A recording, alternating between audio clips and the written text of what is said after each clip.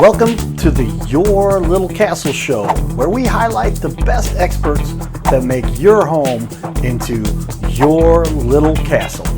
Let's go!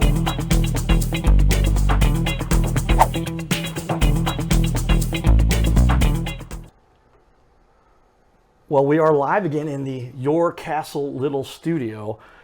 Always enjoy talking to professionals who know what they're doing and are good for the consumer. Mm-hmm. Ladies and gentlemen, introduction here to our guest, Mike Boyd. He is the owner of I Know a Guy Fence and Deck.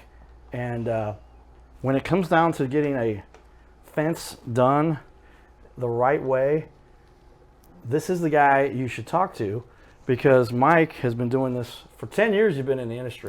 Yep. And now your own company now for going on 3 years. Is that right? In October it'll be 3 years for us. Well, if you would, tell everybody a little bit about yourself and why you love doing what you're doing here as the owner of I Know a Fence and Deck Guy. I know a guy, Fence and Deck. I'm going to try. We all know a guy, but this is the guy right here, everybody. Yeah, so we started doing this. Well, I started doing this 10 years ago, almost 11, like you said, and got into it right before my oldest was, I guess he was right before he was 1, and got into the industry. Was kind of just getting out of another job, and somebody had reached out to me and was asking me to kind of come and help him along, as he had gotten some contract work through a third party. And so I've been doing it ever since. I worked with him for a long time, and then I moved on to another company, and ultimately decided that I wanted to go ahead and branch off on my own, start my own thing, so that I could be at all those, those horrible choir concerts and stuff like that for my kids, because it was taking up so much time. I'd rather just be able to set my schedule and do things along those lines while kind of influencing, people that work for me and the community and things along those lines. So. Well, real professional operation you've got there. We went on site. We'll show everybody a little footage. We went out to see the work Mike has done on a particular client. Mm-hmm. A really great story, too. They were the Woomers. They were fantastic. They were absolutely wonderful to deal with the entire time, from beginning to end. Hopefully not end, because I'm pretty sure that we're going to be going back out there for them eventually. Right. We'll show you a few pictures of the work that Mike did there. But, I mean, just awesome to see a happy family and just the overall business. I mean, the whole idea of the Your Little Castle show is to allow for people to showcase their business, to show off the hard work that our local small businesses do to make an impact on our community, because we do have a lot of hardworking small business. Is the key to this little country's economy. And a lot of people recognize that. Some people don't understand the importance of that. But it's like 80-90% of the business that's done out there is done by the small business owners and those who run the small businesses. So, Carter Rethwish here at Cardinal Cowboy. I do have the Cardinal Cowboy hat here in studio. We wear this from time to time. I'll put it on for now. And let's talk a little bit more about I Know a Guy Fence and Deck, because Mike does such a great job. I just was excited to put him on the show. We're going to change up a couple things here. Cool backgrounds we can always edit and change behind us. So let's go ahead and put that up behind us, and let's see here if we got it. There we go. Here's some of the work you've done, Mike, and I'll put this on the wide angle so that people can see what it is, what you've done in this community with regard to some of your beautiful work. So there it is on the screen behind us, everybody, and I'll go ahead and put it up on the TV wall right now, but I want to share it on the screen for everyone too. So let's go ahead and put it up there for everyone to see. This is good looking stuff, and it's hard doing this much work and putting up this good a quality of stuff, but there it is on a regular basis, but you've done it. So there's just a couple of the images that you've got out there. Talk a little bit about some of these pictures and what you're showing off here a little bit. Yeah, so like the fence there, it's kind of I don't even know what the style would be considered. I mean, obviously it's a scallop fence for anybody who knows the jargon and things along those lines. But the 2x4s are kind of inverted. This was a specific request by the customer to where the 4x4s would be exposed, kind of giving it just a a nice accent every 8 feet on that thing. So that was a fun one. That took a minute to kind of get everything down and make it look at, because every single cut on that entire thing is exposed. So that was a lot of fun. And then the other one, the deck there, they had this old, really decrepit thing that it took us about 5 minutes and a couple hammers to take that whole thing down. So that was fun, so that they could have an enjoyable space out in St. Louis. Actually, that was actually just south of downtown. So that was a fun one to do as well, kind of giving them an area, because they don't have like the biggest lots or anything out there, so they were able to kind of now utilize that entire yard. So that was fun for them too, as well as us. And so we're talking about what you got. Here's your next set of pictures. Tell us a little bit about what you got here. This is a double decker deck you got. Yeah, that was a lot of fun. That was like an Airbnb. Well, I mean, I'm sorry, it's not Airbnb. It is a bed and breakfast, is what I was looking for, actually. But, well, Airbnb is bed and breakfast, but right. Yeah. So they opened a bed and breakfast quite some time ago. This is a building that they actually were expanding into. And they needed that, up to commercial code and all those things, so they could host, however many dozens of people they can have there at a time, and host stuff upstairs, downstairs. And so they had reached out to us about building the whole thing, and that took a couple weeks. That was a fun one, though. That was one of the more fun ones. That's about 1,000 square foot of deck when you kind of combine everything around the property. And then the other one was just pretty typical. I mean, that's a customer. He was a great guy, Dave, and we'd actually done that fence in the background. You can kind of see that as well. He had us come back out and do the deck as well. So just a similar situation to a lot of people. They've got a brand new house, they don't have a deck on the back of it, and they just want to pretty that thing up and have more usable space. So those are the kinds we love to do. Those are fun. Well, yeah, great looking work. I mean, you've done. I mean, this is when you see when somebody knows what they're doing.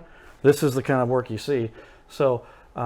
Again, on the TV wall behind us, that deck over there, I mean, that looks beautiful because of those white vinyl. I mean, is vinyl probably the most popular thing you do? Yeah, when you do composite, you see a lot of people go with vinyl. Sometimes they'll go with, you see the spindles or balusters. They'll be vinyl, or a lot of times people go aluminum. That's kind of a classic look to go along with composite. And every once in a while you get like the brown composite, actually like the other one you see back there from the B&B. And They went with a more natural tone composite, which is just a darker brown, and I think that the wood rail system with the aluminum balusters really popped well with that one as well, kind of giving it just a kind of an earth tone type deal. So I think both of them look good, but yeah, you see the vinyl a lot more with the composite. Okay, last example we've got here. You've got, like I said, great looking stuff.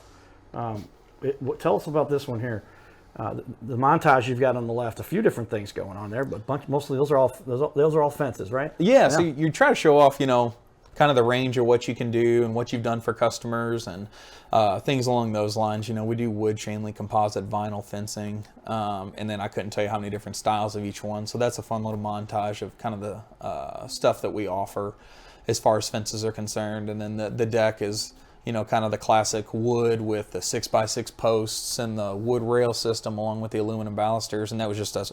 They had such a pretty view out there with like the water behind everything. And that's, we didn't have to do any kind of like, I can't even think of what you call it, but we didn't have to do editing to the photo. Yeah, you didn't superimpose a background there. It was a natural background. It looks really good.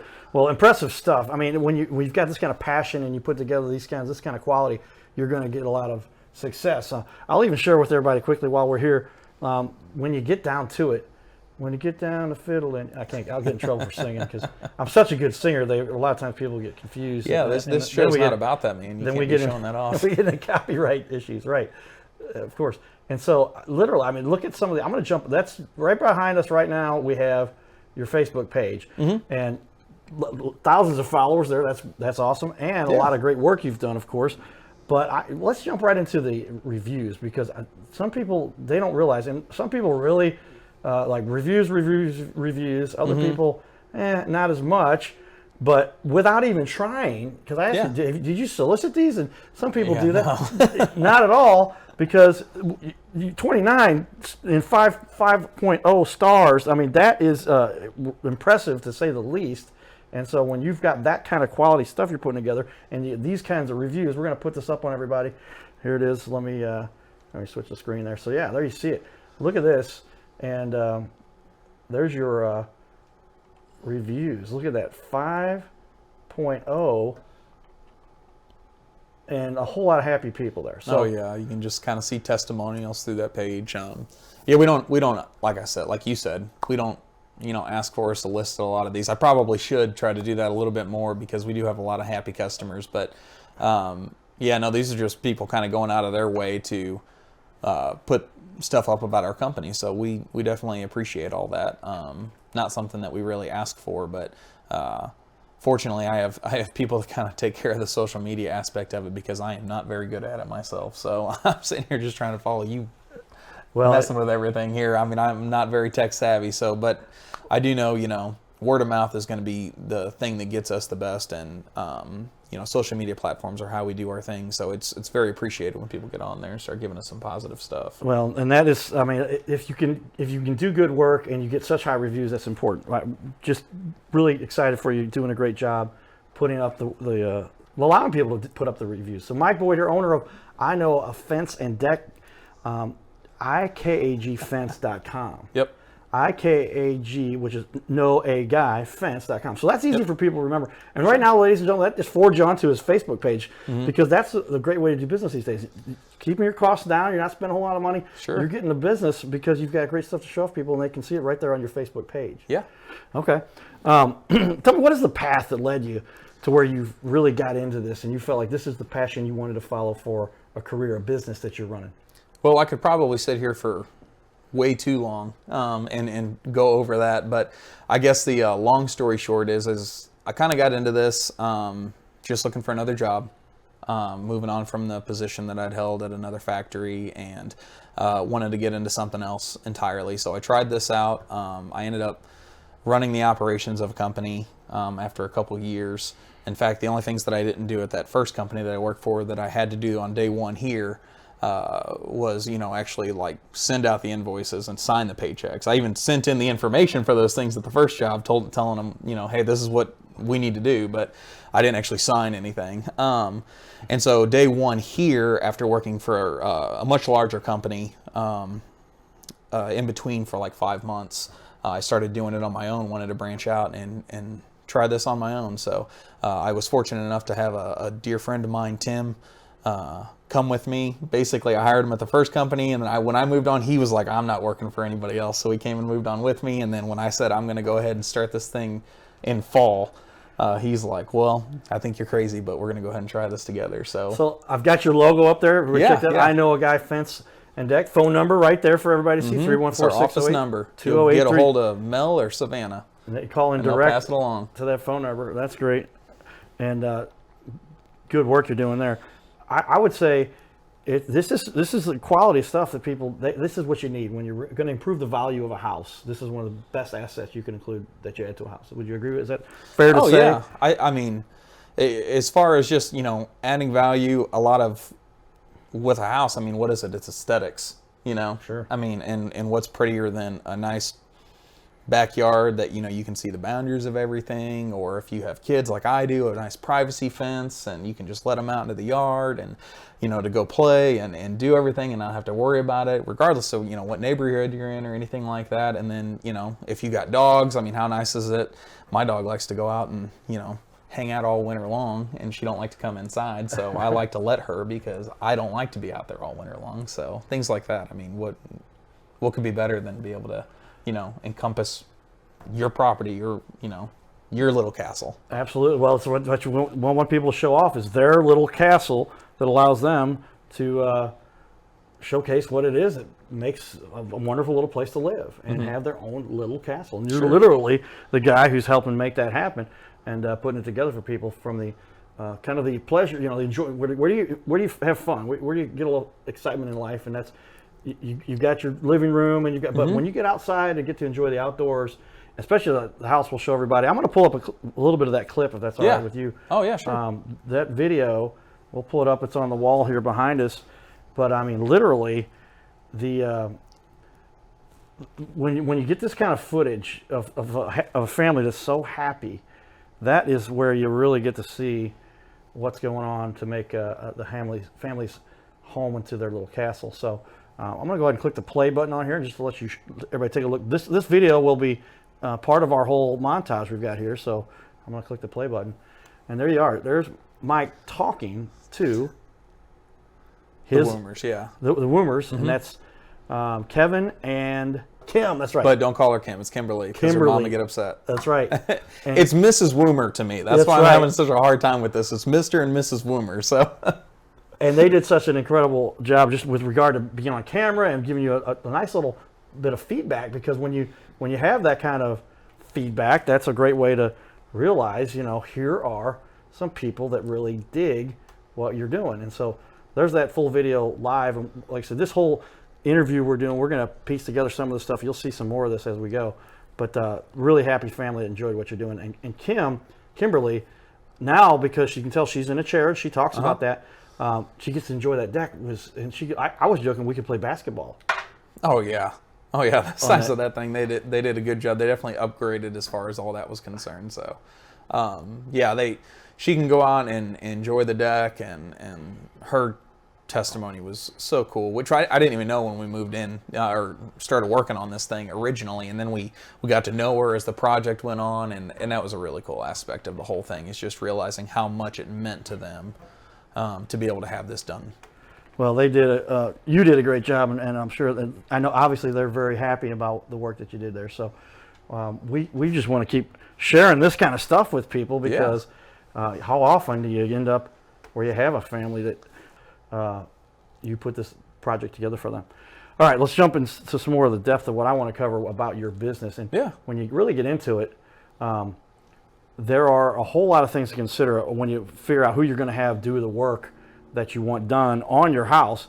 What is one major objection you've seen that people have when they say, "Oh, I'm worried about this," or "I'm worried about that. I got burned the last time when this happened"? I can't even tell you how many stories you hear about something like that. I was burned by this other construction company or something along those lines, and they're not wrong.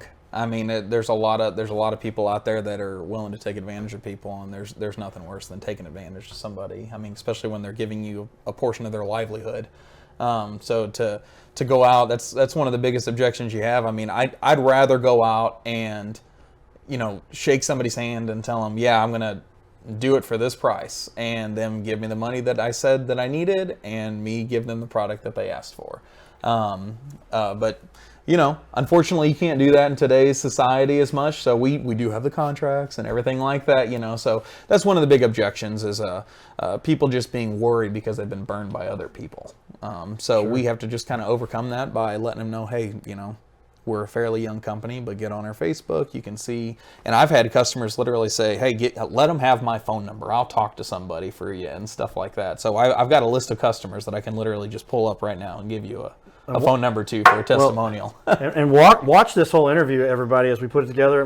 Depending on how we edit this thing together, you can see pieces of it here, and likely we'll have the whole thing out there. Sometimes we do an extended version on YouTube because they're not limited by time constraints that you have when our show airs on. It's 28 minutes, 30 seconds. That's the time. That's how much time we got. But you'll want to have all of that information available to people so they can see, here's what this is really about. Here's how this. I know a guy, fence and deck, does business. And it was really neat to see how Kevin really gave you a shout out. He was like, oh yeah, we've dealt with some issues in the past, and I can tell you we were not happy, and those guys better never show their faces. Right. But on the opposite side, I said, well, and this was off camera discussion, tell me about, excuse me, what Mike has done for you. And Mike, communication. That was the biggest thing he talked about. Your communication skills were great, because if you don't communicate, that's what I went to grad school, everybody. Communication. If you don't communicate properly, then there's so many other problems. It's just, if you tell people, be honest with them about, hey, this is what happened, and then people get in a situation and they go, oh, well, and then you catch yourself and you're like, no, just be honest up front and communicate. And that's what he gave you most kudos about, and the quality of the work that you did there too. Is that a key for you to help people understand? Oh yeah, if you see the video, we kind of go over those. I started talking to them. Every single person that comes through the doors, as far as an employee is concerned, has to learn the 3 C's and has to learn what they're important for, and it's communication. That's right. Share with everybody the 3 C's. I like that. Yep. It's communication, customer service, and then craftsmanship. And a lot of people would think that, craftsmanship's number one. And while it's incredibly important, and hopefully we put enough product out there for people to realize that we do highly value our craftsmanship, but a great installer or a great employee is going to have communication, whether it's with me or whether it's with the people they work with or whether it's with the customer, whatever. Customer service, they're going to make sure that the people who are paying for us to do this are being highly valued. They're going to be taken care of and communicated to, obviously. And then craftsmanship. You have a lot of companies out there who are good at maybe the first two, which is why they keep getting work and they're not putting out the best product. But the difference between them and a great company is going to be that they have a lot of people who do all three. So those are the three that matter to us the most. And so that's why everybody has to learn it, and everybody has to follow those 3 things whenever they're installing for us or working for us, even if they're not in an installing role. Well, we got some great footage of the guys doing the work for you too, and those guys work hard. Oh, gosh. The weather wasn't always so friendly, but they were getting it done. Yeah, they had about one nice day out there the whole time they were working. So another thing I got to mention, the fact is that these guys, I went out there on was it a Thursday after you'd been there like 2 days and been raining? Yeah, I think you came. Yeah, you came out on a Thursday. We had started on Tuesday. Right. You came out on Thursday, and it was basically our second day of working out there. They got to work that Friday, so that would have been the third day they were out there.